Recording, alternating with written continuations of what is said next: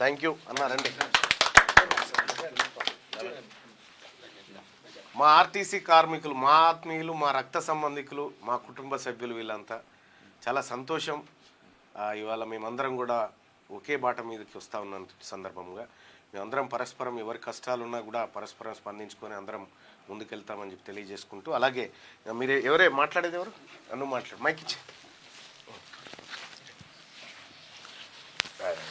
నాకుంటే. ఈరోజు ఆర్టీసీ కార్మికులు బీసీ సంఘం నుంచి అన్ని డిపోల నుంచి మా యొక్క సమస్యల గురించి, ఆర్టీసీలో అనేక సంవత్సరాల నుంచి మేమందరము కొన్ని సమస్యల మీద పోరాటాలు జరుగుతూనే ఉన్నాయి. అవి మాకు ఇంకా అన్నీ పూర్తిగా కాలేదు. మా సమాజం, మా యొక్క అసోసియేషన్ ఏదైతే ఉందో పూర్తిగా డిపార్ట్మెంటు చాలా అశ్రద్ధ చేస్తున్నది. ఎందుకంటే రాజ్యాంగం ప్రకారం మాకు రావాల్సినటువంటి హక్కులు కానీ, మాకు యొక్క ఆఫీస్ కానీ ఎలాంటి సౌకర్యాలు కల్పించకుండా on par with SC ST వాళ్ళకి ఏదైతే ఉన్నదో ఆ విధంగా మాకు లేదు. మా బీసీలో ఎన్నో కులాలు ఉన్నాం, 130 కులాలు ఉన్నాం. మా ఆర్టీసీలో కూడా అన్ని కులాల వల్ల కష్టపడి ఒక 60-70 సంవత్సరాల నుంచి పనిచేస్తూ ఆర్టీసీ అభివృద్ధికి మేము ఎంతో తోడ్పాటు చేస్తున్నాము. దాన్ని తగిన విధంగా మా ఆర్టీసీ కార్మికులకు, బీసీ కార్మికులకు ఎలాంటి సౌకర్యాలు అందటం లేదు, ఒక గుర్తింపు లేదు. కాబట్టి మా యొక్క సమస్యల పరిష్కారం కోసం ఈనాడు మన తెలంగాణ రాష్ట్రంలో ఒక ప్రశ్నించే గొంతు, ఒక సమస్యల మీద పోరాటం చేసే గొంతు బీసీల గురించి ఇవాళ ఉన్నారు అంటే ఏకైక ఏ రాజకీయ నాయకులు లేరు. మాకు ఒకే ఒక మల్లన్న గారు, తీన్మార్ మల్లన్న గారు మాకు ఒక కొండంత అండగా ఉన్నారు. అనేక సమస్యలు చేశారు. వారి యొక్క ఈ సమస్యలే కాకుండా పిల్లల ఆరోగ్యాలు కానీ, ఆపరేషన్లు, గుండె ఆపరేషన్లు కానీ, ఎవరికి ఎలాంటి సమస్యలు ఉన్నా రాష్ట్రం మొత్తంలో అనేక మంది సమస్యలను తీర్చి వాళ్ళ ఆరోగ్యాల గురించి, వాళ్ళకి ఆర్థికంగా ఎంతోమంది చదువులకి పిల్లలకి ఇవాళ తోడ్పడి రాష్ట్రంలోనే ఒక ఆశా దీపంగా మాకు ఇలా కనపడుతున్నాడు. అనేక మందికి కూడా వారు ఎంతో సేవలు చేశారు. ఇక ముందు కూడా వాళ్ళు చేయాలని వారికి మా వంతు సహకారంగా మా ఆర్టీసీ కార్మికుల నుంచి ఏమైనా అవసరమైనా కూడా మేము వారి వెనకే వాళ్ళ ఉండి మేము కూడా వారి వెనకాల నడుస్తాము. మా వంతు కార్యక్రమంగా మా బీసీల గురించి, మా జాతుల గురించి మేము కూడా మా వంతు సహకారం చేయటానికి, వారికి మేము అడ్డగా ఉండటానికి వచ్చినాము. వారి సహకారం మాకు ఎల్లప్పుడూ ఉండాలని కోరుకుంటున్నాము. తప్పకుండా అన్న. నేను ఒకటి చెప్తా ఉన్నా, ఆర్టీసీలో ఉన్నటువంటి మా సోదరులు, మా బీసీలు అంటే ఏం అనగారం వారి చిన్నోళ్ళం కాదు. మేము బిగ్ క్లాస్, మేమే పెద్ద అందరికంటే. ఎందుకంటే మాదే జనాభా ఎక్కువ, మాదే కార్మికులు ఎక్కువ. ఆర్టీసీని ఇట్లా కోస్తే 62% మాకు రావాలి. ఆర్టీసీని సగానికి కోస్తే 62% ఆర్టీసీ మాదే. రేపు రాబోయేటువంటి ప్రభుత్వంలో, రేపు వచ్చే మా బీసీ ప్రభుత్వంలో ఈ బిడ్డల కళ్ళలో ఖచ్చితంగా ఆనందం నింపేటువంటి కార్యక్రమాలు జరుగుతాయి. ఇప్పుడు గతంలో ఆర్టీసీ ఒకసారి సమ్మె చేస్తుందంటే ప్రభుత్వాలు గజ్జున వణికేటి. ఇలా తెలంగాణ రాష్ట్రం ఏర్పడ్డదంటే ఆర్టీసీ తన టైర్ నాపితే ఆగింది. బస్సు ఎక్కడికక్కడ నిలిచిపోవడంతో ప్రభుత్వం, కేంద్ర ప్రభుత్వం మెడలు వంచినటువంటి మహా గొప్ప ఉద్యమం ఆర్టీసీ కార్మికులు చేశారు. అందులో మా వర్గాల ప్రజల పాత్ర మెజారిటీ పాత్ర. అంతటి తెలంగాణ ఉద్యమాన్ని ఆ స్థాయిలో సకల జనుల సమ్మెలో పాల్గొని ఉవ్వెత్తున ఎగిసేలా చేసినటువంటి మా బిడ్డలు, మా అన్నలు, మా సోదరులు అందరూ ఎవరైతే ఉన్నారో, మేము మంది కోసం ఉద్యమాలు చేసినాం. మొదటిసారి మా కోసం, మా బతుకుల కోసం, మా పిల్లల కోసం ఉద్యమాలు చేసుకునేటువంటి సమయం వచ్చింది. అందుకోసమే మేమందరం కూడా ఇవాళ ఒకటైపోయినాం. ఇవాళ ఎన్ఆర్బి బేరింగ్ కంపెనీలో మనం బీసీలంతా ఒక్కటైపోయి ఒక్కటే దెబ్బకాడ నామినేషన్ వేసి వస్తే మనం గెలవడం జరిగింది. ఇవాళ ఎక్స్ప్లోజివ్ ఫ్యాక్టరీలో మనమే ఉన్నాం, సింగరేన్లోకి వస్తూ ఉన్నాం. ఆర్టీసీలోకి ఆల్రెడీ మన సోదరులంతా బీసీ సంఘంగా ముందుకొచ్చిరు. వాళ్ళందరికీ కూడా ఇవాళ మేము తెలంగాణ రాష్ట్రంలో మరీ ముఖ్యంగా తీన్మార్ మల్లన్న అండగా నిలబడబోతా ఉన్నాడు. ఇంకా ఈ సమ్మెను ప్రతిసారి ఆర్టీసీలను అడ్డం పెట్టుకొని రెడ్డి అయినా అధికారంలోకి వస్తాడు, రెడ్డి అయినా పోగానే మళ్ళీ వెలమైన అధికారంలోకి వస్తాడు, ఇదే సమ్మెలను అడ్డం పెట్టుకొని. అందుకోసమే ఈసారి మా శరీరాలు ఏవైతే ఉన్నాయో మీ రెడ్లు వెలమల కోసం కాదు, మా బిడ్డల కోసం, మా జీవితాలు మార్చుకోవడం కోసం మొదటిసారిగా ఉపయోగిస్తూ ఉన్నాం. అందుకోసం ముందుకు వచ్చినటువంటి మా ఆర్టీసీ కార్మికులు ఎవరైతే ఉన్నారో మా సోదరులు, వాళ్ళందరికీ కూడా పేరు పేరున ఇంతటి శక్తి ఆర్టీసీ కదిలిందంటే ఇంక అన్ని కదులుతాయి, ఇంకో ముచ్చటే లేదు. ఆర్టీసీ కదిలిందంటే అన్ని కదులుతాయి. ఆర్టీసీ కార్మికులందరూ కూడా ఇలా మా జాతుల కోసం పనిచేస్తున్నటువంటి మల్లన్న మా నాయకుడిగా మేము పనిచేస్తామని చెప్పి వచ్చినందుకు వీళ్ళందరికీ కూడా నేను నాయకుడిగా కాదు, వీళ్ళందరికీ సేవకుడిగా జీతగాడిగా పనిచేస్తాం. మా వాళ్ళకు ఏ చిన్న సమస్య రాని అని చెప్పి తెలియజేసుకుంటా ఉన్నా. అలాగే చాలామంది కార్మికులు అన్న ఆర్టీసీ సమ్మెకు మీరు మద్దతు ఇవ్వాలి, 24 తారీఖు మద్దతు ఇవ్వాలన్నా. అయితే గామె ఎవరో ఇచ్చిరు మీరు ఇవ్వాలంటే నేను చెప్పిన ఒక విషయం చెప్పిన, ఇటు వస్తే మీకు చూపిస్తా, మీరు చూడరు ఇక కొద్దిగా జరిగే. మనము కుట్ర ఏందో కుతంత్రం ఏందో పసిగట్టాలి. పసిగట్టకపోతే ఏం జరుగుతుందంటే మళ్ళా ఈయన కాసిన అక్కల పాలు చేసినట్టు అవుతుంది. ఇగో ఇది చాట్ జీపీటీ, ఇది చాట్ జీపీటీ. ఇందులో ఎవడేమని చేసిండు మొత్తం బ్రహ్మంగారి జాతకం లెక్క బయటకు వస్తుంది. ఏం జరిగిందంటే ఇప్పుడు ఎవరో మద్దతు ఇస్తా ఉన్నారు ఆర్టీసీకి అని చెప్తే ఆమెనే కావచ్చు, ఆ పేరెందుకులే ఆ పెద్ద పేరా. ఇగో 2019లో జరిగిన ఆర్టీసీ సమ్మెపై కల్వకుంట్ల కవిత వ్యాఖ్యలేంటి, గతంలో ఏం చేసింది ఇవి అనేది ఒక్కసారి ఇగో తెచ్చి గీడ పెట్టుకుందాం. ఏం చేసిందో మొత్తం చెప్పేస్తుంది ఇది.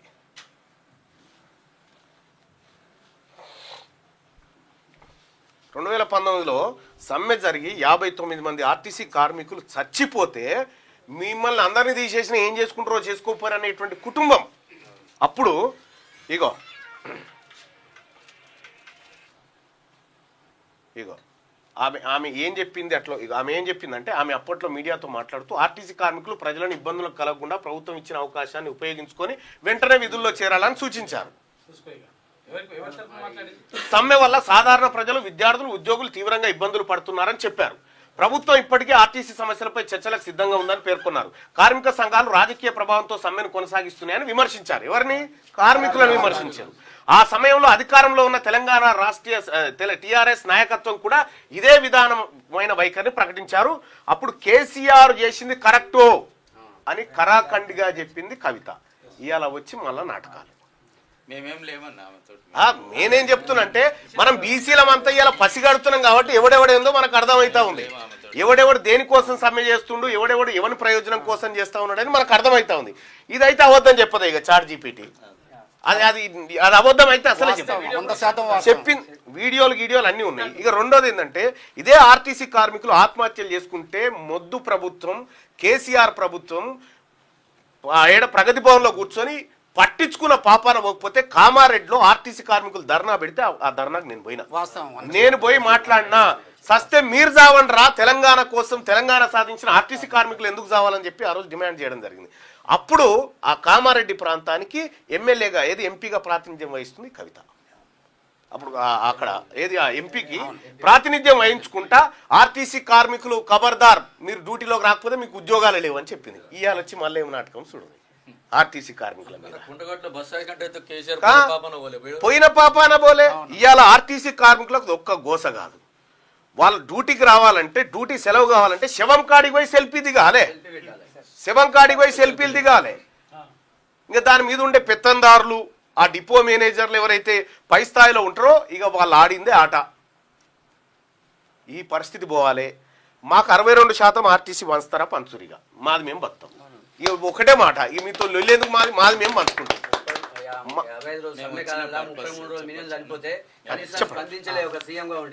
వాళ్ళు స్పందిస్తారే అన్న చెప్పే. నేను Punnahari Kishan, general secretary, RTC BC employees welfare association. 2016 నుంచి after bifurcation of the state సక్సెస్ఫుల్గా గవర్నమెంట్ అప్రూవల్ తోటి రిజిస్ట్రేషన్ చేయించి ఆర్గనైజేషన్ రన్ చేస్తున్నాము.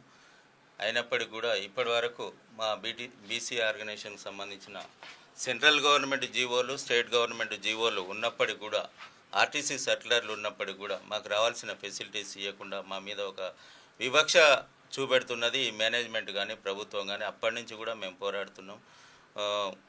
చాలామందితోటి మేము పనిచేసినాము. అయినప్పటికీ కూడా ఎవరు కూడా మాకు సాయం చేయలేదు. మాకు ఇప్పుడు ఒక ఆశ కలిగింది ఏంటంటే తీన్మార్ మల్లన్న గారు అయితే మాకు కంపల్సరీ మాకు న్యాయం జరుగుతుంది, మాకు రావాల్సిన ఫెసిలిటీసే కానీ, కార్మికుల సమస్యలు కానీ, లేకపోతే మా బీసీ ఉద్యోగుల సమస్యలు కానీ అన్నీ కూడా సాల్వ్ అవుతాయి అనే ఉద్దేశంతో మేము ఇక్కడికి రావడం జరిగింది. వీళ్ళంతా కూడా మా స్టేట్ కమిటీ మెంబర్స్, ఇంకా చాలామంది ఉన్నారు. ముందు ఇక్కడ అన్నగారితో మాట్లాడి పర్మిషన్ తీసుకొని ఒక బహిరంగ సభ పెద్దది హైదరాబాద్లో సుందర విజ్ఞాన కేంద్రం అటువంటి చోట బహిరంగ సభ పెట్టి అన్నగారికి మంచి సన్మానం చేసి అట్నుంచి మేనేజ్మెంట్ దగ్గర తీసుకుపోయి మాకు రావాల్సిన ఏవైతే ఫెసిలిటీస్ ఉన్నాయో అవన్నీ కూడా తీసుకునే ప్రయత్నం చేస్తాం. అలాగే అన్నగారు మా బీసీ ఉద్యోగులకు రావాల్సినవి ఇప్పియడమే కాకుండా ఆర్టీసీ కార్మికులు ఈరోజు దినదిన గండంగా నడుస్తున్నాయి, విపరీతమైన సమస్యలు ఉన్నాయి, వాటిని కూడా పరిష్కార దిశగా మరి సాల్వ్ చేస్తారనే ఆశతోటి మేము ఇక్కడికి వచ్చినాం. కంపల్సరీ మాకు న్యాయం జరుగుతుందనే ఆశతోటి వచ్చినాం కాబట్టి మాకు తప్పనిసరిగా న్యాయం జరుగుతుందని ఆశిస్తున్నాం. హరికృష్ణ అన్న ఏదైతే చెప్పిండో అన్న గౌరవాధ్యక్షులుగా తీసుకుందామనే ప్రపోజల్ తోటి వచ్చినాం. బీసీ ఆర్టీసీ ఎంప్లాయీస్ యూనియన్ కి గౌరవాధ్యక్షుడు కాదు, పెద్ద జీతగాని లెక్క ఉంటా. ఓకేనా? రెండోది ఏంటంటే ఇక్కడ ఆర్టీసీ కార్మికులు ఎవరైతే మా అన్నలు ఉన్నారో, అన్న నాకు ఒకటే జన్ముందే, రెండు లేవు, ఏం చేసినా నేను ఇప్పుడే చేస్తా. యాజమాన్యాన్ని దగ్గరికి తీసుకపోడు కాదన్న, యాజమాన్యం మన దగ్గరికి ఎందుకు రాదో చూద్దాం అంటున్నా నేను. యాజమాన్యం ఈ ఆర్టీసీ ఎవరైతే ఆర్టీసీలో పనిచేస్తున్నటువంటి డిపోలలో మెకానికల్గా వివిధ టెక్నికల్ పోస్టులలో పనిచేస్తున్న వాళ్ళు కానీ, కండక్టర్లు కానీ, డ్రైవర్లు కానీ ఎవరెవరైతే ఉన్నారో వాళ్ళందరికీ కూడా నేను చెప్తా ఉన్నా, అన్న మన బతుకులు మారాలంటే మన కోసం ఆలోచించే వ్యవస్థ ఉండాలి, మన జీవితాల్లోకి తొంగి చూసేటువంటి వ్యవస్థ ఉండాలి. అది ఖచ్చితంగా తెలంగాణ రాజ్యాధికార పార్టీ, ఈ బీసీల పార్టీ ఖచ్చితంగా ఉంటుంది. మేము అండగా నిలబడతాం. మా ఆర్టీసీ కార్మికుల బిడ్డలకు ఎవరికైనా ముళ్ళు గుచ్చినా దానికి నాదే బాధ్యత, నేనే బాధ్యత వహిస్తా. మీకు ఏ ఒక్కరికి కూడా ఇబ్బంది కాకుండా ఖడ్గం పట్టుకొని నిలబడి మీ హక్కులు సాధించి పెట్టే జిమ్మెదారి బాధ్యత నేను తీసుకుంటున్నా. థ్యాంక్ యూ అందరికీ. అన్న మాట్లాడు సంపద. ముందుగా ఈరోజు తెలంగాణ రాష్ట్ర రోడ్డు రవాణా సంస్థలో పనిచేస్తున్నటువంటి ఈ అట్టడు వర్గాల సంబంధించినటువంటి బహుజన జాతి ఇవాళ తెలంగాణ రాష్ట్రంలో పనిచేస్తున్నటువంటి బస్సుపై నడవాలన్నా, ప్రయాణికులను ఈ తెలంగాణ రాష్ట్రంలో ఉన్నటువంటి బస్సులు 4 రాష్ట్రాలలో మనం ఇలా ప్రయాణం చేస్తూ ఉన్నాం. ఈ ఒక్క రాష్ట్రం ద్వారా 4 రాష్ట్రాల ప్రయాణికులను కూడా వారి ఏ రకమైనటువంటి బ్రహ్మాండమైనటువంటి ప్రయాణాన్ని అందిస్తున్నటువంటి అట్టడుగు వర్గాల బిడ్డలకు ఇవాళ కష్టాల్లో ఉన్నది. ఒకప్పుడు ఉమ్మడి ఆంధ్రప్రదేశ్లో ఉన్నప్పుడు ఉన్నటువంటి సమస్య కంటే తెచ్చుకున్నటువంటి తెలంగాణలో కొరివిలాగా తయారైనటువంటి సమస్యలను పరిష్కరించడానికి ఎవరొస్తారా అని ఎదురు చూస్తున్నటువంటి ఈ సందర్భంలో ఈరోజు బీసీ ఉద్యోగుల సంక్షేమ సంఘం మా జనరల్ సెక్రటరీ పున్న హరికిషన్ గారు, ఒకప్పుడు తారుమారుగా ఉండే మన బతుకులు ఇప్పటి నుంచి అప్పుడు ఒక లెక్క, ఇప్పుడు తీర్మార్ మల్లన్న కనుక మనకు గౌరవ అధ్యక్షులు కనుక ఉంటే కనుక మనకు అప్పుడు ఉన్నటువంటి తారుమారు బతుకులు తీర్మార్ మల్లన్న ద్వారానే మన సమస్యలు పరిష్కారం అవుతాయని కూడా ఇవాళ ఎదురు చూస్తున్నటువంటి మా కార్మికుల కళ్ళల్లో ఆనందాలు ఈ రోజు నుంచే కనపడతాయని కూడా నేను పూర్తిగా నమ్ముతా ఉన్నా. ఆనాడు ఏ పదవి లేకపోయినా అప్పుడున్నటువంటి ప్రభుత్వం పైన కానీ ఇప్పుడున్నటువంటి ప్రభుత్వం పైన కానీ సమస్యలపైనే పోరాటం చేస్తూ ఉన్నాడు తప్ప వారి వ్యక్తిగతంగా కాదనేది కూడా ఆర్టీసీలో పనిచేస్తున్నటువంటి కండక్టర్, డ్రైవరు, మెకానిక్, సూపర్వైజర్లు కూడా ఎదురు చూస్తున్నటువంటి సందర్భం. కాబట్టి మా కోరికను మన్నించి బహుజన జాతి కొరకే జన్మనిచ్చినటువంటి తీన్మార్ మల్లన్న తల్లిదండ్రులకు, అన్నగారి సత్యమని కూడా ధైర్యంతో నా భర్త ఎక్కడికి పోయినా సురక్షితంగా చేరుకోవాలంటే ఇక్కడున్నటువంటి అట్టడుగు వర్గాల బిడ్డలకు న్యాయం జరిగినప్పుడే తిరిగి వస్తాడనే ఒక లక్ష్యంతో నడుస్తున్నటువంటి వారి కుటుంబానికి ఎల్లప్పుడూ ఈ తెలంగాణ రాష్ట్ర రోడ్డు రవాణా సంస్థలో పనిచేస్తున్న బీసీ సంక్షేమ సంఘమే కాకుండా బహుజన బిడ్డలందరూ తీన్మార్ మల్లన్న వెనుక నడుస్తామని, మా పక్షాన మీరుండాలని, మీ పక్షాన ఎంతటి దూరానికైనా రాష్ట్రాలే పోయి వచ్చిన ఈ తెలంగాణ రాష్ట్రంలో మీ వెంట తిరగడానికి మాకు ఎలాంటి అభ్యంతరం లేదంటే తెలియజేస్తూ మరొక్కసారి మా మాటను మన్నించి ఈరోజే అన్నగారి ద్వారా వారి నోటి వెంట ఈ తెలంగాణ రాష్ట్ర రోడ్డు రవాణా సంస్థలో బీసీ వెల్ఫేర్ అసోసియేషన్కు గౌరవ అధ్యక్షులుగా నేనే ఉంటున్నా. అప్పుడు ఒక లెక్క, ఇప్పుడు ఒక లెక్క. ఆ రోజు తారుమారు బతుకులను ఈ తీర్మారు మల్లన్న ఉంటాడు మీకు అనే ధైర్యాన్ని ఇవ్వాలని కోరుకుంటూ ఈ తెలంగాణ రాష్ట్ర నలుమూలలో ఉన్నటువంటి కార్మిక బిడ్డలు, కుటుంబ సభ్యులు ఇకనైనా మనము కోటర్లం కాదు, ఇప్పటి నుంచి మనం షూటర్గా ఉండాలనేది ఈ క్యూ న్యూస్ ద్వారా పిలుపునిస్తూ ఉన్నాం.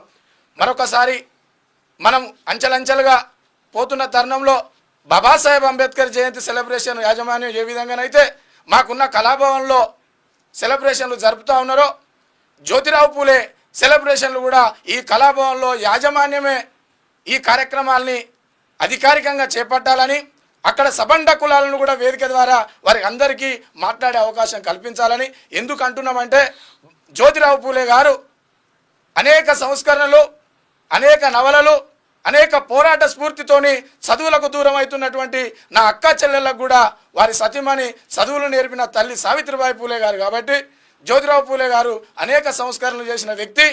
ఆనాడు బాబాసాహెబ్ అంబేద్కర్ లేనే లేడు. జ్యోతిరావు పూలే గారు చనిపోయినాక పుట్టిన బాబాసాహెబ్ అంబేద్కర్ గారు ఆ నవలలు చదివి ఆ సంస్కరణలను చూసి అసలైన గురువు నాకు చదువులు నేర్పే గురువు కంటే జ్యోతిరావు పూలే నా గురువు అని నామకరణం చేసుకొని ఆయన ముందుకు పోతున్నటువంటి సందర్భాలు. కాబట్టి గురువుకు మనం ఎక్కడ కూర్చోబెట్టాల్సిన బాధ్యత ఈ ప్రభుత్వానికి కానీ, ఈ తెలంగాణ రాష్ట్ర రోడ్డు రవాణా సంస్థ యాజమాన్యానికి కానీ వారు గుర్తెరిగి వారు ఈ కార్యక్రమాన్ని చేపట్టి బహుజనులకు నేను ఉంటామని భరోసానివ్వాల్సిందిగా కోరుకుంటూ తీర్మానం మల్లన్న గారికి మరొక్కసారి ఈ బీసీ బిడ్డలం ఈరోజు ఇక్కడికి వచ్చిన తర్వాత మా గుండెలో ఉన్న బాధను మర్చిపోయి ఈ గుండె తోడైతే మేము కోటరు కాదు, ఇప్పటి నుంచి మేము షూటర్గానే ఉంటామని మీ అందరికీ తెలియజేస్తూ మరొక్కసారి మా బతుకులను బాగు చేయడానికి మీరు తప్ప మాకు వేరే మార్గం లేదని తెలియజేస్తూ సెలవు తీసుకుంటా ఉన్నాను. నేను నిజంగా అంజన ఒక నిమిషం, నేను ఇది ఎక్స్ప్లెయిన్ చేసిన తర్వాత ఇప్పుడు అన్న చెప్పిండు జ్యోతిరావు పూలే, సత్యశోధక్ సమాజు, ఆ తర్వాత ఆయన తీసుకొచ్చినటువంటి వెనకబడిన వర్గాలకు విద్య, ఆయన కుటుంబం చేసినటువంటి త్యాగం. ఆయన పిల్లల్ని కనలేదు జ్యోతిరావు పూలే, పిల్లల్ని కూడా కనలే, మన కోసం మన జాతుల కోసం పిల్లల్ని కూడా కనలే. ఆయనను గురువుగా భావించినటువంటి అంబేద్కర్ గారు ఉన్న పిల్లలు చనిపోయినా పర్వాలేదు అనుకున్నాడు. మరి వాళ్ళ అటువంటి త్యాగాలను వంటబుచ్చుకున్నటువంటి వీళ్ళంతా మన పిల్లల భవిష్యత్తు కోసం ఒక బంగారు బాట పడాలనేటువంటి ఉద్దేశంతో ఇక్కడికి వచ్చినారు. వాళ్ళందరికీ కూడా నేను చెప్తా ఉన్నా, నేను చాలామంది మబ్బుల బడి అని ఒక కార్యక్రమం ఉంటుంది మన తన, రోజు మబ్బుల 4:30కు అందరిని లేపి ఈ క్లాసులు చెప్పిస్తూ ఉంటాం అన్నట్టు. నిజంగా ఇప్పుడు నువ్వు ఉన్నావు కదా, ఎంత అద్భుతంగా చెప్పినావు అంటే అసలు మా వాళ్ళకు ఇంత ఇన్డెప్త్ ఉంది అనేటువంటి కాన్సెప్ట్ వచ్చిన తర్వాత ఇక నాకు పోరాటానికి పెద్ద సమయం ఏం పట్టకపోవచ్చు. ఎందుకంటే ఫస్ట్ భావజాల వ్యాప్తి జరగాలి కదా, అది ఆల్రెడీ మీలో ఉంది, ఆల్రెడీ యూనిట్ అయినాం, ఇక మిగిలింది పోరాటమే. కాబట్టి ఇవాళ ఈ భారతదేశానికి దిక్సూచి అయినా లేకపోతే మొత్తం మహిళా మనులకు ఒక ఆరాధ్య దైవమైనా అది జ్యోతిరావు పూలే, సావిత్రిబాయి పూలే వాళ్ళ కుటుంబానికి సంబంధించినటువంటి త్యాగమే. ఇవాళ అందుకోసమే నా బిడ్డల పేర్లకు సావిత్రిబాయి పూలే నాన్నగారింటి పేరు తెచ్చిపెట్టిన నా బిడ్డల పేర్లకు. ఎందుకు పెట్టిన అంటే ఆ నౌసీ పాటిల్ అని ఉంటాడు, ఆయన పేరు తీసుకొచ్చి నా బిడ్డ, నా కొడుకు పుడితే పెట్టుకుంది ఆయన పేరు, కానీ బిడ్డలు పుట్టిరని వాళ్ళ తండ్రిగా ఇంటి పేరు తీసుకొచ్చి పెట్టుకున్నా. నా పెద్ద బిడ్డకేమో అంబేద్కర్ మదర్ వాళ్ళ ఇంటి పేరు పెట్టుకున్నా, నా చిన్న బిడ్డకేమో నా సావిత్రిబాయి పూలే తండ్రి గారి ఇంటి పేరు తెచ్చిపెట్టిన. అంటే ఆ మహనీయులు ఎవరైతే ఉన్నారో వాళ్ళ త్యాగం వల్ల ఇలా తెల్లబట్టలు వేసుకొని నిలబడ్డం. ఇక్కడ అంతో ఇంతో అన్నం దొరుకుతుందంటే సావిత్రిబాయి పూలే, జ్యోతిరావు పూలే త్యాగమే. ఆ బీసీ బిడ్డలు ఇచ్చినటువంటి త్యాగంతో వాళ్ళ వ్యవస్థ నిలబడ్డది. కాకపోతే వచ్చిన ఈ తెలంగాణ రాష్ట్రంలో బీసీలకు జరుగుతున్నటువంటి అన్యాయం ఇది ఏదైతే ఉందో, మాకు శక్తి ఉంది, ఇవాళ మేమందరం ఒక్కటైనాం. ఇలా ఎక్కడ చూసినా ఇలా కనీసం ప్రభుత్వం ఒక రెడ్డి అయిన నామినేషన్ వేస్తాను భయపడతా ఉన్నాడు. ఇప్పుడు ఎందుకు బీసీలు అంత ఒక్కటైర్రా? ఇలా 61% సీట్లలో వచ్చి మేము కూర్చోగలిగినామంటే బలమైన పోరాటం ద్వారానే, మా ఆలోచన ద్వారా జరిగింది. మేము ఆలోచిస్తేనే గిట్లుంది, మేము ఒక అడుగు ముందుకేస్తే ఇంకెవడన్నా ఉంటాడా? మేము ఆలోచిస్తేనే పరిస్థితి ఇది. ఇంతమంది ఎమ్మెల్సీలను పెట్టి ఒక్క ఎమ్మెల్సీని రెడ్డిని తేవడానికి మీకు చుచ్చు పడుతుంది. ఇప్పుడు ఎందుకు పడుతుంది? బీసీలు ఊకునేటట్లేరని. మంత్రి పదవులు ఇప్పుడు రెడ్లకు ఇవ్వాలంటే కూడా భయపడతారు. ఎందుకు? ఈ బీసీలతో అవుతుంది, ఉన్న పదవులు పోతాయేమో అని. మీ బరాబరి పోతాయి. మా బిడ్డల ఆత్మఘోష, మా బిడ్డ కన్నీరుతోటి, మా బీసీ బిడ్డలు కంటి శోషతోని ఇంటికి పోయేటువంటి రోజులు ఇప్పుడు ఆగిపోతాయి. ఖచ్చితంగా మేమంతా మేల్కొన్నాం. బీసీల కోసం, మా కోసం మేము ఈ సంఘంగా ముందుకు వస్తూ ఉన్నాం. మా కార్మిక శక్తిని చూపిస్తాం, మా కార్మికుల ఐక్యతను చూపిస్తాం. మరీ ముఖ్యంగా బిగ్ క్లాస్, బీసీ క్లాస్ ఏదైతే ఉందో, నేను ఇతర సంఘాల్లో ఉన్నటువంటి మిత్రులకు కూడా చెప్తా ఉన్నా, అవి మన కిరాయిన్లు మాత్రమే. మీరుంటున్నటువంటి సంఘాలు ఏవైతే ఉన్నాయో అవి కిరాయిన్లే. ఇది మన ఒరిజినల్ ఓనర్, ఇది ఒరిజినల్ ఇల్లు మనది. ఆ కిరాయిన్లు వదిలిపెట్టండి, ఆ కిరాయిన్లు వదిలిపెట్టండి. మీరు ఏం లేదు, మీ సంఘాల నుంచి గెలిస్తే ప్రభుత్వానికో ప్రతిపక్షానికో ఊడిగం చేసేటువంటి ఒక నాయకుడు పుడతాడు. కానీ ఇక్కడ ఈ సంఘాలు గెలవడం ద్వారా, ఈ సంఘాలలో నాయకత్వం బలపడడం ద్వారా ఈ ఇంటికి ఓనర్లు అవుతారు, ఈ రాష్ట్రానికి ఓనర్లు అవుతారు. మీరే అసలైనటువంటి నాయకత్వం వహిస్తారు. సో మరి కిరాయిన్లలో ఉండి జీతగాలుగా బతకాలా, మన ఆత్మగౌరవంతో మనం ఇక్కడ బతకాలా. మీరు ఇతర సంఘాల్లో ఉన్నటువంటి ఎవరైతే కార్మిక సోదరులు ఉన్నారో మీరు నాకు తెలిసంలో ఉండరు. ఎందుకంటే ఇప్పటిదాకా ఇది లేకనే కదా, ఒక ధైర్యము ఒక శక్తి మన దగ్గర లేకనే ఆయన ఏంటనో ఆ రెడ్డి గారు ఏంటనో ఈ రావు ఏంటనో పోయి ఆగమైనాం. ఇప్పుడు మనం వచ్చినాం, రండి మనం అందరం ఐక్యంగా ముందుకు పోదాం. ఆర్టీసీ మనదే, ఈ రాష్ట్రం మనదే, ఈ సంపద మనదే. Thank you so much. అలాగే ఏదైతే ఈ కార్మిక సంఘం ఉందో నా అన్నాదమ్ముల కార్మిక సంఘం, ఇది మేమంతా పాయలుల లెక్క. ఇప్పుడు మా సంఘానికి గౌరవ అధ్యక్షుడిగా ఉండమని చెప్పి వీళ్ళు రిక్వెస్ట్ చేసినారు. 100% దాన్ని అంగీకరిస్తున్నారు.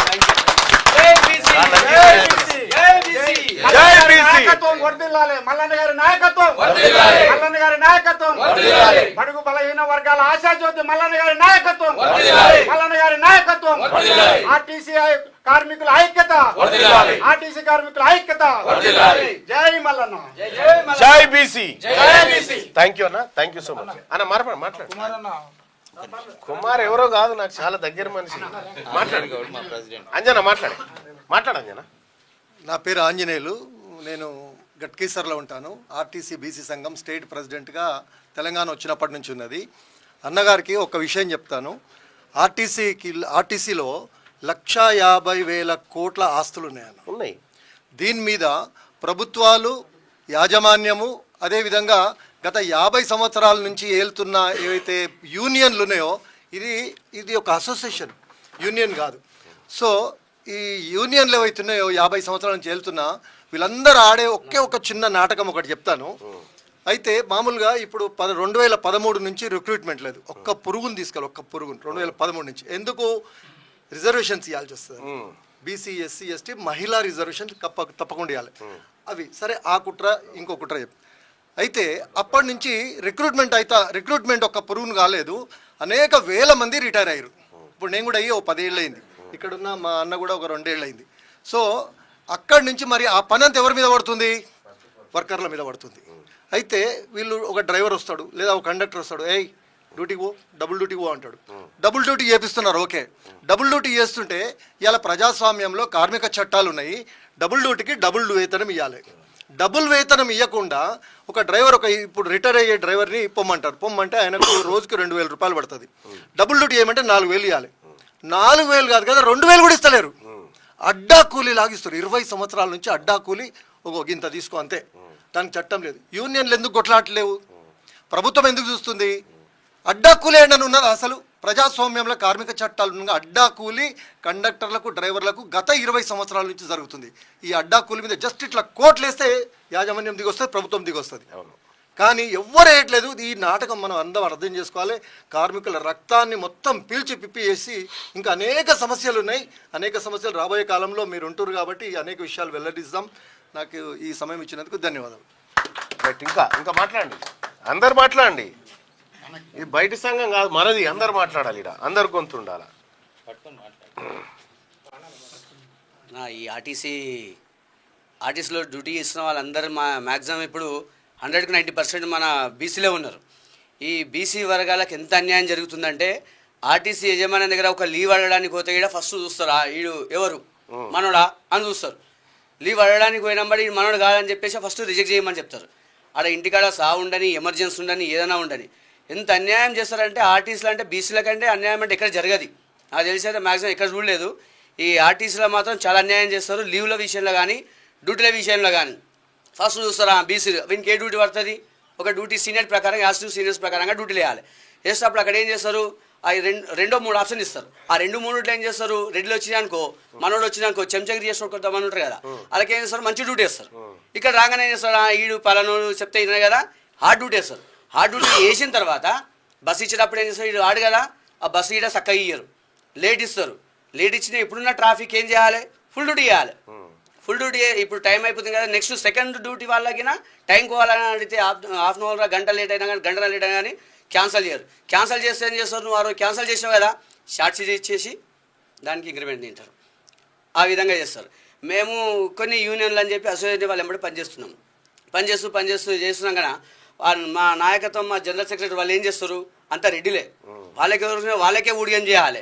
అన్న మేము ఇట్లా చేసామంటే అరే చూస్తామా అంటాడు.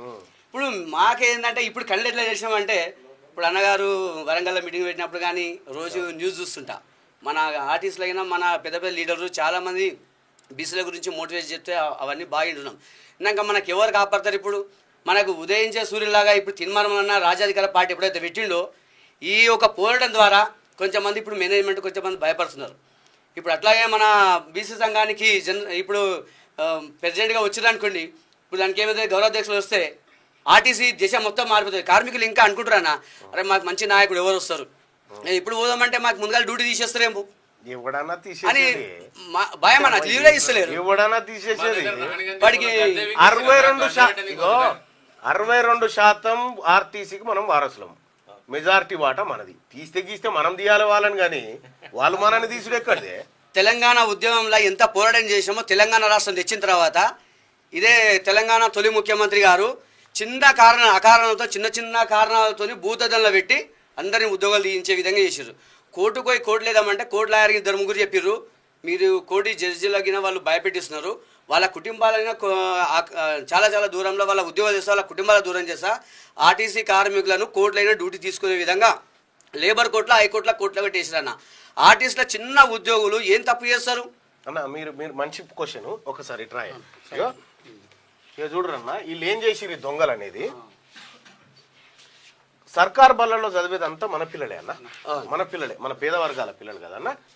ఇక మన ఆడపిల్లలు ఉంటారు, సర్కార్ స్కూళ్ళలో ఎదిగిన పిల్లలు ఉంటారు, వాళ్ళకు మరుగుదొడ్లు కట్టాలి అని చెప్పి పైసలు రిలీజ్ చేస్తే అన్న, హై స్కూల్లో బాలికల కోసం ఇగో అన్న 1,05,00,000 రూపాయలు రిలీజ్ చేస్తే 95 లక్షల రూపాయలు తిన్నారన్న, మరుగుదొడ్ల పైసలు తిన్నారన్న. ఇప్పుడు నువ్వు చెప్పిన వాళ్ళు ఈ కేసీఆర్ వీళ్ళంతా.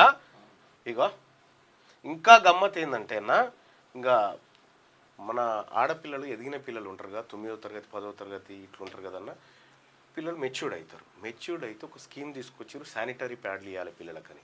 శానిటరీ ప్యాడ్ల పైసలు 44 కోట్ల రూపాయలు తిన్నారన్న వీళ్ళు, మన ఆడబిడ్డలే. ఈ దొంగల కోసం అన్న మనం పనిచేయాల్సింది. ఒక్కసారి మన కూతురు ఉందని ఒక్కసారి ఆలోచన చేయరు, ఏంది కోస ఏమైనా ఉందా? ఈ దొంగల కోసం అన్న పనిచేయాల్సింది. ఇగో మరుగుదొడ్ల కోసం అన్న ₹1 ఖర్చు పెట్టకుండా ఎత్తుకపోయారన్నా. ఇగో పాఠశాలల ద్వారా 4,80,00,000 రూపాయలు ఖర్చు పెట్టాలంటే 4,13,00,000 దొంగతనంగా ఎత్తుకపోయారన్నా. పయకాన్ల పైసలు తిన్నారన్న వీళ్ళు. వీళ్ళు మనల్ని నేడు ఉద్ధరిస్తారన్నా, వీళ్ళు మనల్ని నేడు ఉద్ధరిస్తారు. ఇది నా లెక్క కాదు, ఇది సర్కార్ లెక్క. ఇది మన ఆర్టీసీకి రావాల్సినటువంటి లెక్కలు కూడా ఉన్నాయన్న నా దగ్గర. ఆర్టీసీని ఎవడు మోసం చేసిన ఏం కథ అనేది కూడా ఈ లెక్కలన్నీ మన కార్మికులకు వివరించాలి. ఈ లెక్కలన్నీ వివరించాలి. ఎవడు తిన్నాడో మన సొమ్ము. ఆర్టీసీ ఎందుకు నష్టాల్లో పోతుందన్న? ప్రైవేట్ ట్రావెల్స్ ఎందుకు బాగుపడతా ఉన్నాయి? ఓలా ఊబర్లు బాగుపడతా ఉన్నాయి. ఇదొక్కటి ఎందుకు ఆగమైందంటే ఈ దొంగలు, ఈ రెడ్లు వెలమలు పరిపాలనలో ఉండి ఆర్టీసీలో ఉన్నటువంటి మెజారిటీ కార్మికుల ప్రయోజనాలను దెబ్బతీసి మొత్తం దాన్ని నాశనం చేయాలనేటువంటి ఒక దొంగ ముద్ర వేయడానికి ప్రయత్నం చేస్తూ ఉన్నారు. ఆర్టీసీని ఎట్లయినా మనం కాపాడుకోవాలి. ఆర్టీసీ మనకు అన్నం పెట్టింది. ఆర్టీసీని కూడా మనం కాపాడుకుంటూ మనమంతా బలోపేతమై ఆర్టీసీని మనం ఇగో మెగా కృష్ణారెడ్డికి ఇస్తాను మాకు ఏ రాకపోయా, మా బీసీలకి మేము చేస్తాం కదా, మా బీసీలకి మేము చేస్తాం కదా. మీకు శాత కాకపోతే ఎట్లయినా మీకు శాత కాదని తేలిపోయింది. ఈ 20-25 ఏళ్లలో మీకు ఆర్టీసీ నడుపుడు శాత కాదని తేలిపోయింది. కాబట్టి మెగా కృష్ణారెడ్డికి ఇచ్చే 8 పీసు మాకే మేమే చేస్తాం. ఆర్టీసీని మీ పాలెంతలో చెప్పులు ఇచ్చేస్తాం అంతే కదన్న, అదే చేస్తాం. కాబట్టి అన్న చెప్పినట్టు గత పాలకుడైనా ఈ రోజైనా నాగుంబాముకు విషమే ఉంటుంది. నాగుంబాం అనే దానికి విషమే ఉంటుంది. ఇంకా దానికి ఇంకా ఈయన మంచిరెడ్డి ఈయన మంచి వేలమని ఏముండయి. మంచిరెడ్డి ఈయన మంచి ఆయన ఇంకా ఈయన కొంత ఇదే ఉప్పల్ డిపోలా రెడ్లు ఎంతమంది ఎస్సీ సర్టిఫికేట్లు పెట్టి ఉద్యోగాలు పనిచేయరన్నా? ఎన్ని బీసీల ఉద్యోగాలు కొట్టుకుపోయారు? నా దగ్గరే ఉన్నాయన్నా చాలా లెక్కలు నా దగ్గరే ఉన్నాయి. వారు చూస్తే ఆయన పేరేమో రెడ్డి ఉంటుంది, ఎట్లా ఉద్యోగం వచ్చిందంటే ఎస్సీ సర్టిఫికేట్ ఉంటుంది. ఇట్లా చాలా మంది ఉన్నారు. ఆర్టీసీ దామోదర్ రెడ్డి కాదు, ఇంకా చాలా మంది రెడ్లు ఉన్నారు. చాలా మంది, మీకు కూడా తెలుసు మీ అనుభవం. నేను ఎన్ని రోజుల నుంచి చూస్తున్నా, ఇదే డిపో ఉప్పల్ డిపో గిన్నె మెయిన్ రోడ్కు ఉంటుంది, 13-14 ఎకరాల దాకా ఉంటుంది. అది దాన్ని ఏం చేసి నిరికినా ఇదే కేసీఆర్ యశోద హాస్పిటల్లోనికి రెంట్కి ఇస్తానికి పెట్టిండు. పెట్టి ఆ రోజు సజ్జనారు, ఎవరు ఆయన ఆర్టీసీ ఎండి సజ్జనార్ కంటే ముందు ఎవరుండే, సజ్జనార్ వచ్చి మెల్లగిడ నిలబడి టేప్ పెట్టి కొలుస్తా ఉంటే నేనే చెప్పినారా ఇది యశోద హాస్పిటల్కి అమ్ముతుర్రు, ఈ జాగ్రత్తలు మనం కాపాడుకోవాలని చెప్పిన నేను అయాల. ఈ మోసం చేస్తుర్రా వీళ్ళు, అమ్మకబుక్తుర్రా, ఇంత మన కాడు ఉన్నాయి అంతే ఆస్తులు. ఆర్టీసీ పోయినాడు కార్మికులు తీసుకుంటారు జాగా, నువ్వెవడు ఈ పరిస్థితి అనుకు. కాబట్టి ఆర్టీసీని కాపాడుకోవాలి, మనల్ని మనం కాపాడుకోవాలి, మన కార్మికులను కాపాడుకోవాలి, ముందుకు పోవాలి. ఇంకా మనం మాట్లాడుకోవాల్సింది చాలా ఉంది. మనం ఒక్కొక్కటి అన్ని మాట్లాడుకుందాం. మీరందరి భాగస్వామ్యంతో ముందుకు పోదాం. మీ అందరి సలహాలతోటి సూచనతోటి అందరూ కూడా ఇంకా చాలామంది మేధావులు ఉన్నారు, మంచి ప్రొఫెసర్లు, మేధావులు, ఇంజనీర్లు, అడ్వకేట్లు, పెద్ద సమూహం అంతా తయారైంది. ఆ గుంపులోకి మీరు కూడా వచ్చేసారు ఇప్పుడు. కాబట్టి ఏ ఇబ్బంది లేదు, మనమంతా కలిసి ముందుకు పోదాం అన్న. మీకోసం నేను చెప్తా ఉన్నా, తీన్మార్ మల్లన్న మీ తమ్ముడు, మీరు ఏది ఆదేశిస్తే ఆ పని చేసి చూపిస్తాడు అంతే. ఒకవేళ నాకున్నది ఒకటే జన్మ అన్న, నేను బతకాలనుకుంటే ఈ పాటికి మంత్రి అవతల పడుతుంటాను, మీ అందరిని మోసం చేసిపోయేటోని. కానీ నేను అనుకున్నా ఒక్కటే జన్మ, ఏది చేసినా ఇప్పుడే చేసేయాలరా మా వాళ్ళ కోసం అనుకునిగా. సచ్చినాక కూడా జనాలలో బతకాలంటే నా వాళ్ళ కోసం ఇప్పుడు ఏదైనా చేయాలనుకున్నా ఆ ప్రయాణంలోనే ఉన్నా. మీరందరూ కూడా నేను పోతున్న విధానాన్ని తీవ్రంగా గమనించి అబ్జర్వ్ చేసి ఎస్ మల్లన్న పోతుంది కరెక్టే మా జాతుల కోసమే అని ఆలోచించి ఇక్కడి వరకు వచ్చి నన్ను గౌరవ అధ్యక్షుడిగా ఉండాలని చెప్పి రిక్వెస్ట్ చేసినారు కదా. మీరు ఇస్తున్నటువంటి బాధ్యత అది మిగతా వాళ్ళకు హోదా కావచ్చు, నాకు బాధ్యత చాలా పెద్ద బాధ్యత. మీకు ఏ కష్టం రాకుండా చూసుకునేటువంటి బాధ్యత అది. ఖచ్చితంగా నేను ఖచ్చితంగా దాన్ని పర్ఫెక్ట్గా నిర్వర్తించి మీ కాళ్ళ దగ్గరికి ఆర్టీసీని తీసుకొస్తాను. Okay, thank you. చెప్పు మైక్. మా అన్నగారు ఆశాజ్యోతి, మా ఆర్టీసీ కార్మికులు మొత్తం తెలంగాణ రాష్ట్ర ప్రజల బడుగు బలహీన వర్గాల అందరికీ ఆశాజ్యోతి అయిన మల్లన్న గారు మేము ఇలా ఇచ్చిన విన్నపం ఏదైతుందో మా ఆర్టీసీ కార్మికులకు గౌరవాధ్యక్షుడిగా ఉండి మా సమస్యలకు వారు కొండంత అండగా ఉంటారనే ఉద్దేశం వచ్చింది. వారు మమ్మల్ని మన్నించి మాకు అవకాశం ఇచ్చి సమయం ఇచ్చి మాట్లాడినందుకు, మాకు ఒక భరోసా కల్పించినందుకు మేము పూర్తిగా వారి వెనకాల ఉండి వారి చెప్పిన దాని మీద మేము వారితో పాటు వారి భావజాలాన్ని మేము అంగీకరిస్తూ అలా ఎమ్మటి మేము నడవటానికి సిద్ధంగా ఉన్నాము. అది తెలియజేస్తున్నాము. ఆర్టీసీ కార్మికులందరి సమస్యలు తీరాలని మేము కోరుకుంటున్నాము. Thank you.